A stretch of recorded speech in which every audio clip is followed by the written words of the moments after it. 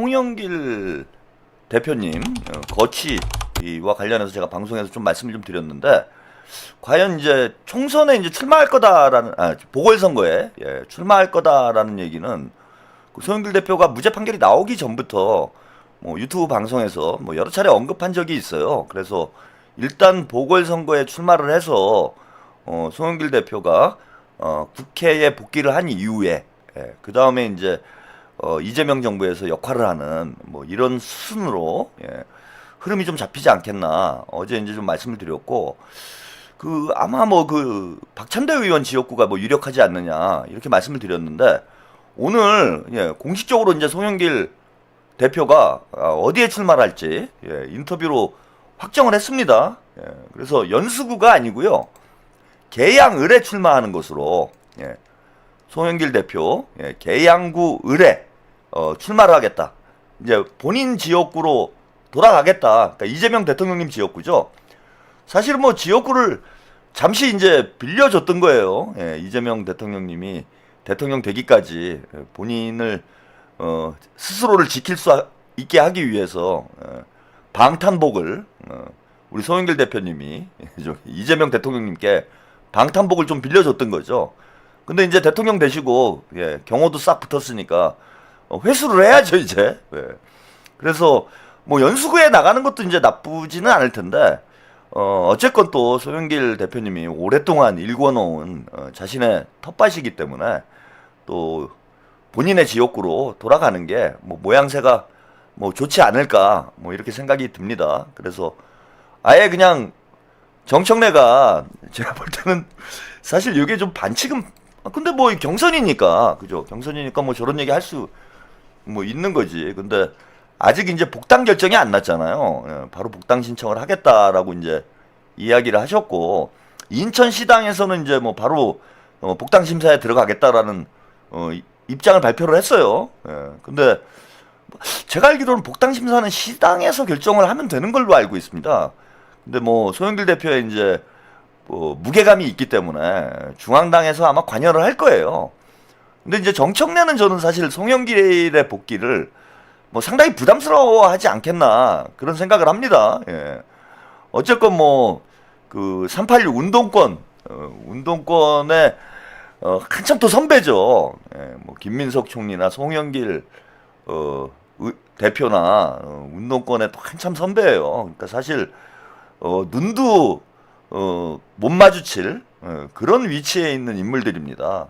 제가 뭐 우상호, 이인영, 뭐 저기 누굽니까, 임종석, 요 정도 그 전대협 출신들 하고도 정청래가 이제 눈을 못 마주칠 뭐 그런 사이다. 또 우상호가 이제 정무수석 할 때 야 그 정청래 담당 일진 아니냐 뭐 이런 말씀 드린 적이 있는데, 김민석 총리하고 송영길 의원은 그 더 윗세대죠.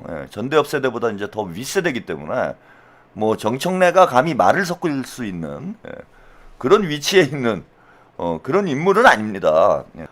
과거 경력으로 봐도 뭐 민주당에서 뭐 현격하게 이제 무게 차이가 나죠. 그래서 부담스럽죠 지금. 어쨌건 간에 그 정청래가 송영길 대표를 부담스러워할 만한 그런 관계에 있다. 근데 여기서 이제 더 큰 문제가 되는 거는, 아니 뭐 조국한테는 막 특별면회를 가고 뭐 조국하고는 술도 마시고 이랬으면서 송영길 대표님 면회 한 번을 안 가고, 정청래가 그리고 전화를 해도 전화를 받지를 않고, 전화 통화 한 번을 안 하고 지금까지 이래 왔어요.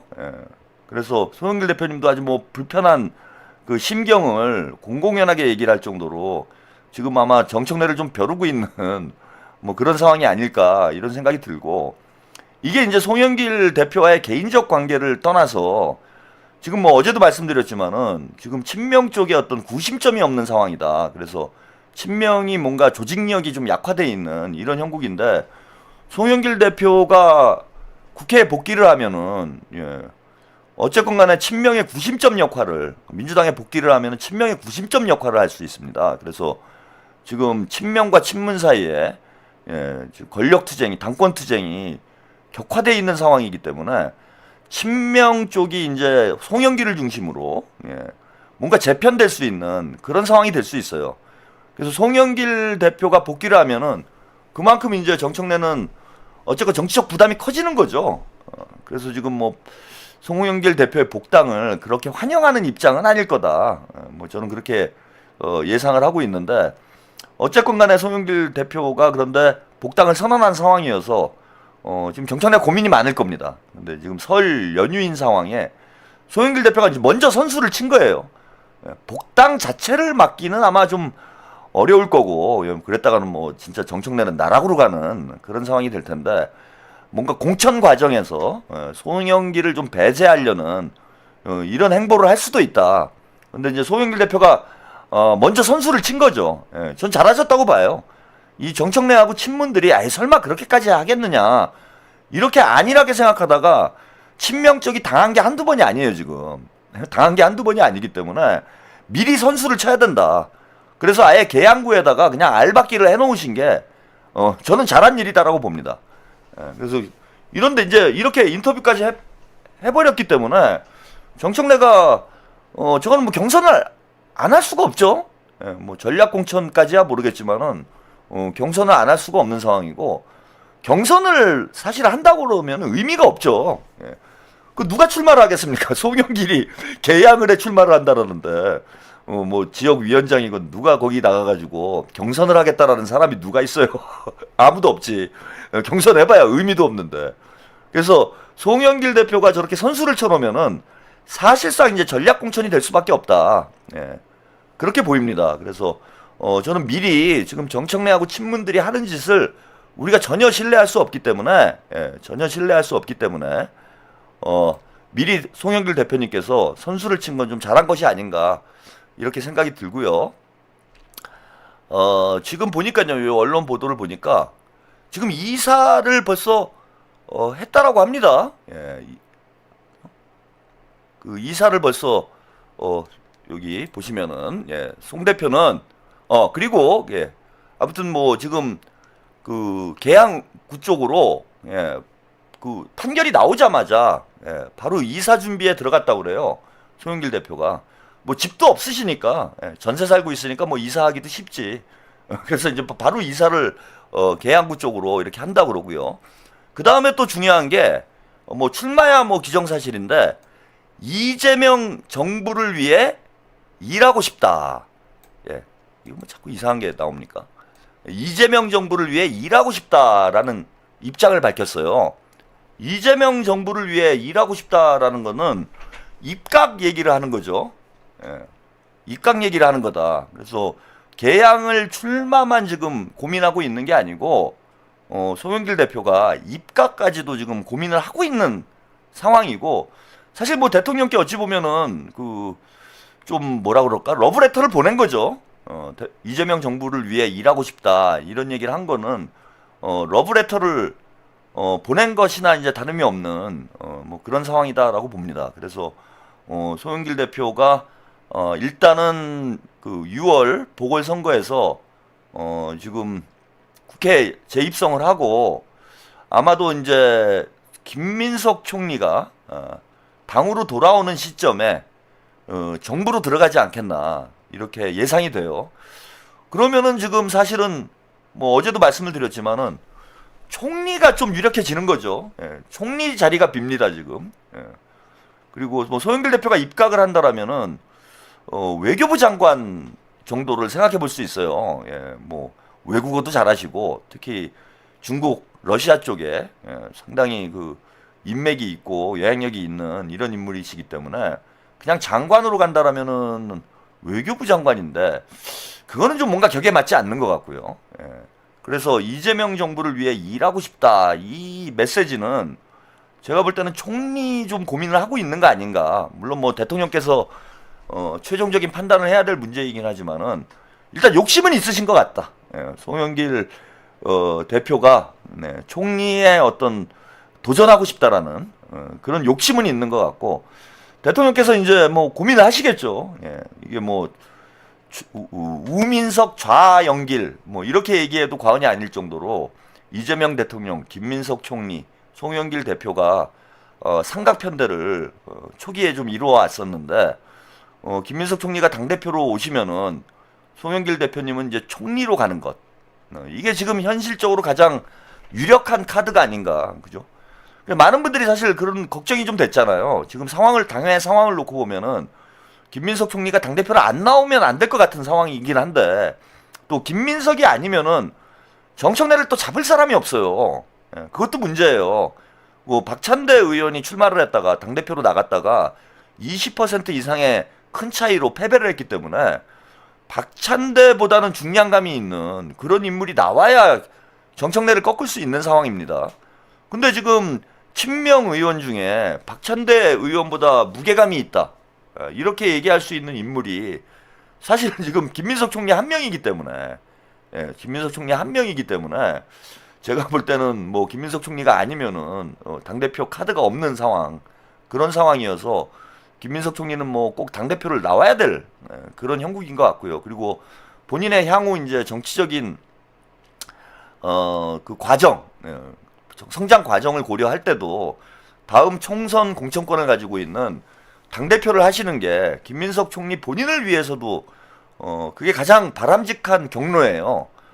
그러면 이제 걱정이 되는 게 총리 문제인데, 총리는 이제 그래서 뭐 박찬대 의원이 뭐 총리를 해야 되지 않느냐, 이런 의견들 이제 주신 분들이 많은데, 박찬대 의원은 어쨌건 뭐 인천시장 쪽으로 방향을 지금 정한 상황이고, 이렇게 되면은 이제 총리를 할 만한 인물이 지금 마뜩치 않은 그런 상황이다. 그래서 송영길 대표님이 총리도 한번 고려할 수 있는 그런 상황이 아닐까, 이렇게 보이고요. 법무부 장관 얘기하시는 분들이 있는데, 웬 법무부 장관이냐 이렇게 말씀하시는 분데, 송영길 대표님이 변호사예요. 아, 그걸 또 모르시는 분들이 있는 것 같아. 이 재주가 너무 많아. 송영길 대표는 뭐 5개 국어를 한다고 그러나요? 외국어도 되게 잘하는데 또 변호사입니다. 그리고 송영길 대표 그 여동생 분이 지금 이재명 정부에서 일을 하고 있죠. 그 집안 전체가 공부를 잘하는 집안이에요. 거기 뭐 사법고시를 패스한 사람이 4명인가? 송영길 대표 집안이 그렇고, 여동생분이 뭐 하버드에선가 공부를 하고, 제가 지금 잊어버렸는데 이재명 정부에 지금 또 중책을 맡아가지고 역할을 하고 있어요. 그래서 공부를 대단히 잘하는 집안입니다. 공부를 대단히 잘하는 집안이고, 송영길도 변호사 출신이다. 뭐 그런 면에서 뭐 개인정보위원장 송경희, 개인정보위원장이시군요. 송경희님이 그 송영길 대표의 그 여동생이 되죠. 이분도 지금 뭐 공부를 잘해서 뭐 역할을 지금 잘하고 있습니다. 그래서 뭐 법무부 장관을 못할 건 아니다. 근데 꼭 지금 법무부 장관을 해야 될 이유가 있을까요? 정성호 장관 잘하고 있는데 뭘 굳이 뭐 교체를 합니까? 그냥 빈자리에 가시면 되죠.